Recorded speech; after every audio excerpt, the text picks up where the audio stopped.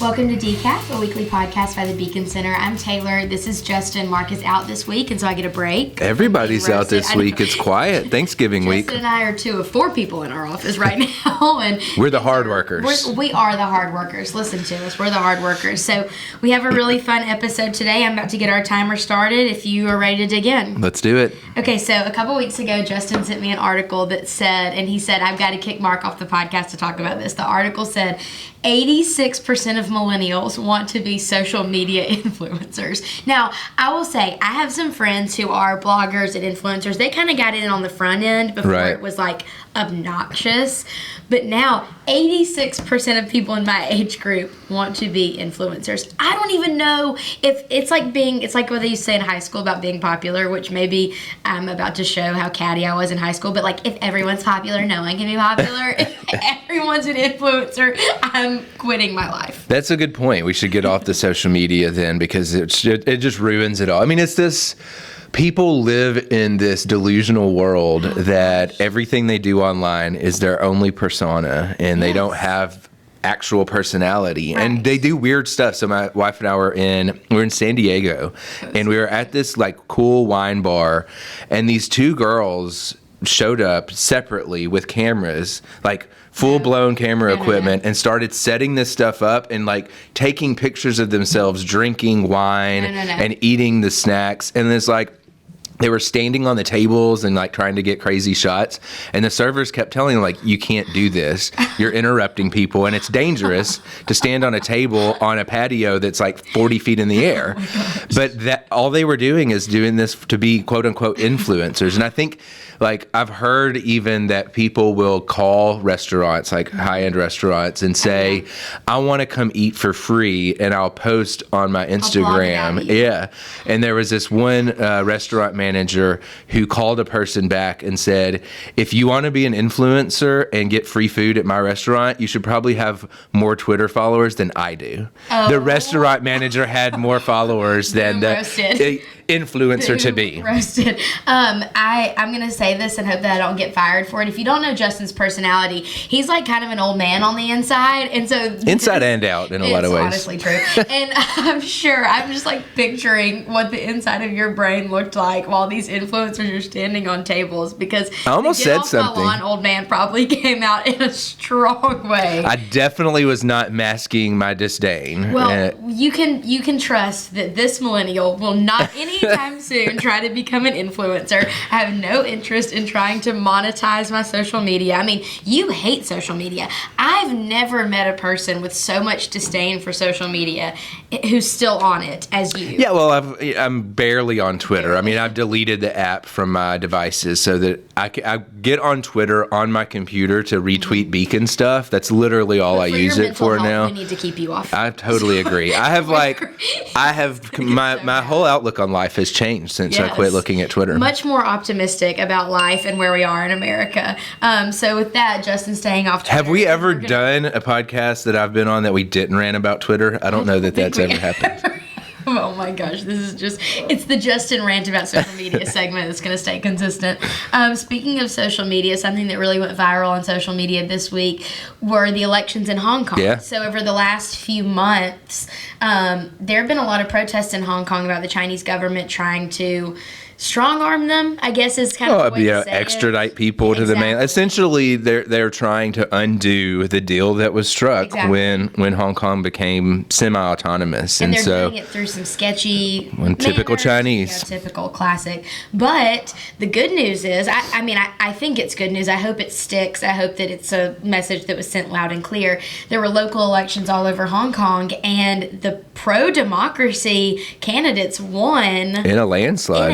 I mean, people were popping bottles of champagne in the streets of Hong Kong. I don't think these are super important elections. They're more local. It's all like city council type elections. But it is just like we had in Nashville. There was this widespread rejection of the status quo and the way we were doing things. And I think you're seeing that play out in Hong Kong, that, China tried to spin this, which they have an entire state-run media, so it's not that hard to do, and they can shut off the internet so they can control their their population in a lot of ways. And they tried to spin this as, oh, well, that's just a few rabble rousers, just some people, taken to the streets. But overwhelmingly, the pro-democracy forces won. And I think that sends a strong message to the rest of the world that, we should be on the side of freedom and not on the side of communist China. Yeah, it's kind of refreshing, or I guess it's really refreshing. We've talked about the movement towards socialism a lot on this podcast. Yeah. We've really hated on China and the NBA for siding or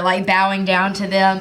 And it's really refreshing to see the people who are actually the faces of this oppression getting their time in the spotlight and having their voices heard. Yeah. I mean, we can talk about the evils of socialism and communism all you want, but until you experience that, you don't understand. And now you've got the headlines of all these people who've been experiencing or being threatened with experiencing it, rising up and saying, don't do it. Well, that's the most powerful force, right, to fight for your own freedoms. And when you're in that level of control or, potential control by the Chinese government, and that's the only option you have is either to be submissive or to actually fight back. And it's unfortunate that some of the protests have turned violent, but at the very least, it's good to see that they're also utilizing their electoral system to advocate for change. No one wants to see that. I've read stories about people who have escaped the Chinese regime and people who are in Hong Kong who are afraid to go to work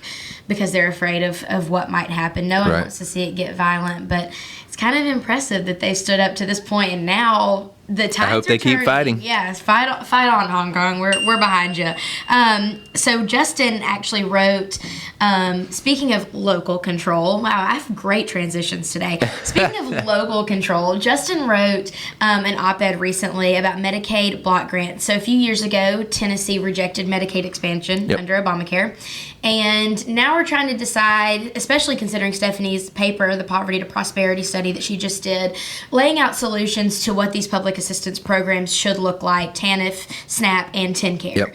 And Justin recently wrote an op-ed, I'll let you kind of lay that out, about what Medicaid should look like in Tennessee and the money that's coming from the federal government, how that should be spent, and what Beacon would support that program looking like. So take it away, Justin. We could be the first state in the nation to have a Medicaid block grant, and it's been talked about a lot in the past. There's never been, under either Republican or Democrat administrations in the past, a real opportunity to do this. The feds just never really opened the door for that, and all things are different under Trump, right? Yeah, and so being a different administration that marches to the beat of their own drum, that a window of opportunity arose, and Governor Lee and the legislature seized on that and have now officially submitted a proposal to block grant our Medicaid program, which is TennCare in Tennessee, so health insurance for the poor and disabled.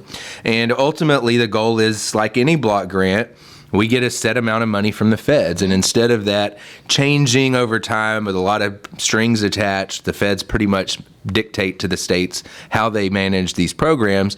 They would just give us a lump sum, and we could do with it, within certain parameters of providing coverage for that population, but would have a lot of flexibility, potentially to look at things like allowing health savings accounts for those who are on TennCare to manage their care more. Yeah. And a lot of people who don't have a lot of control over their health care tend to just go to the emergency room when they get sick, because that's the path of least resistance. Exactly. When it would be better to have a direct primary care physician and to have better access to preventative care. And so we deserve to give our fellow Tennesseans who are on TennCare that flexibility and those options to get better outcomes in the program and save money. Part of the proposal that Governor Lee has submitted would actually split the savings with the feds and the state. So right now, we don't have as a state any incentive to save money and to be more frugal with those dollars and more efficient, because all the savings is kept at the federal level. So by splitting that up and giving us a share of that, we not only can be encouraged to cut waste and save where it makes sense, but we would have extra dollars to reinvest in those who are on the program by expanding access to their services. So it's a win-win solution, really. We talk about how the federal government is inept at taking care of state issues. Let us do it ourselves. Freedom and sovereignty, man. Let's get on that. That's right. I'm all for it. So the last thing we want to talk about, if you haven't noticed, is Thanksgiving. Happy Thanksgiving, Happy everyone. Thanksgiving. We, being from the Deep South, I have a lot of interesting family traditions on Thanksgiving. So I'll ask you first, Justin. What is your favorite either Thanksgiving memory or Thanksgiving tradition? You know, the most, for years and years, we would just go to my great-grandmother's, and we would actually go to both of them, so we'd have two full-blown Thanksgiving meals. So you think we went eat for a week. Yep. But really, my favorite thing is simple: eating a lot of turkey and dressing, and then watching football and taking a nap. I was about to say, that nap, that third quarter nap, man. You can't stay awake. Get that tryptophan dose, and you're just out for an hour, and it's perfect. I love that. In our family, we go to my aunt's house, which is out in the country, and my uncle, we, drink a few beers during the day, and right when people are starting to get tired and everybody's getting weary, we line up the beer bottles and cans that we've drank throughout the day and take out the BB guns. Nice. That's a fun tradition right there. And we've, pulled boxes. He's a contractor, and so we've had cardboard boxes that we try to shoot holes in, and it's just when you're out in the country in Alabama, you can do all kinds of things. That is. Once the kids turned 5, we had a rule that kids could not shoot until they turned 5. Once the kids turned 5, it's go time. Yeah, I got my first gun. I think I was 8 when I got my first little Daisy 22 rifle. So there's nothing wrong. It's important to teach kids to, good firearm skills. Exactly. You eat and eat and eat and eat and eat, and then you're miserable, and then you shoot things. And that's how the Dawsons operate. So what is your favorite Thanksgiving dish, what food wise? Oh, okay, yeah. I know that's a year-round kind of thing, but Thanksgiving is the one day that I feel totally okay about having a monochromatic plate, that's true. Everything is white, macaroni and cheese. That's a good point. Mine would be, my great-grandmother made the best dressing, and it wasn't the little, the soggy crouton, that people often, the stuffing. You're talking about, this, thick, heavy, cornbread, yes, very dense, it weighs, it's like lead. It weighs 20 times as much as it looks like it does, but it's so delicious. And I remember one year we actually started having Thanksgiving as she got older, started having at her daughter's house, my grandmother. Yeah. And for the first time ever, my grandmother was well into her 60s when my great-grandmother taught her how to make the dressing and let her make it. And as she was leaving that day, she said, well, I guess I can die now because I've taught you how to make the dressing. That was the pinnacle of her life, was to pass that on. That is the rite of passage. And it is by far my favorite dish for Thanksgiving. My mom, I will say, Mom, you make good dressing too. But very nice. Good shout out. I can just do 3 helpings of mashed potatoes and not cry Love afterwards because I have to go cycling a million times. One other thing that we want to throw in is if you're going to be shopping, Black Friday shopping, Cyber Monday shopping on Amazon, you might not know about this, but you can go to smile.amazon.com and choose the Beacon Center of Tennessee as your charity. And for most of the things you purchase, they'll give us 0.5% of your purchase total. And if we get enough of that, they send us a check eventually. So if you're going to be shopping on Amazon, I already have my desktop set to shop smile.amazon.com, benefiting the Beacon Center. So we would super huge appreciate that if you did your Black Friday shopping and thought of us. Today and always, we are thankful for you, thankful for your support, and that you follow us. And we will see you next week. Have a happy Thanksgiving. Gobble, gobble.